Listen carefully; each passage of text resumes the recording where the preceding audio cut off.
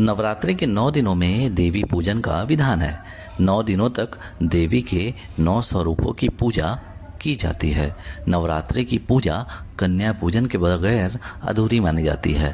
कन्या पूजन को लेकर शास्त्रों में कई खास बातें लिखी है, जिससे मनोवांछित फल की प्राप्ति हो सकती है। सनातन धर्म के प्रामाणिक ग्रंथ धर्म सिंधु में इसका उल्लेख है।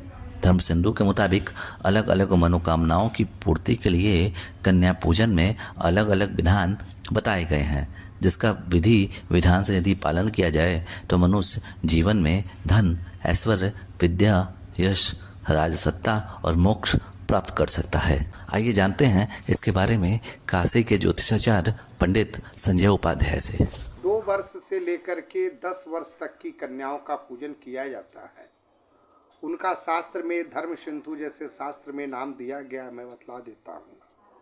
उनका क्रम यह है कि 2 वर्ष से लेकर 3 वर्ष तक जो है कुमारी होती हैं, उसके उस पर जो है त्रिमूर्ति होती हैं, उसके ऊपर कल्याणी होती हैं, उसके बाद रोहिणी होती हैं, उसके ऊपर काली होती हैं, उसके ऊपर चंडिका होती हैं, फिर शांभवी होती है, दुर्गा होती हैं, फिर उसके बाद 9 से लेकर 10 वर्ष तक जो होती है भद्रा, उनकी संज्ञा होती है।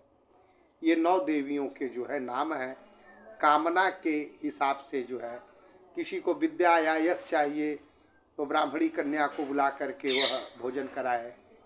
कोई धन चाहता है तो वह वैश्य की कन्या को बुलाकर भोजन कराए। कोई राजसत्ता चाहता है, मान प्रतिष्ठा चाहता है तो वह क्षत्रिय की कन्या को बुला करके भोजन कराए। कोई सेवा भाव चाहता है, मोक्ष की प्राप्ति चाहता है तो वह किसी शूद्र की कन्या को बुला करके अगर भोजन कराता है तो उसकी मनोकामनाएं पूर्ण होती है। जी।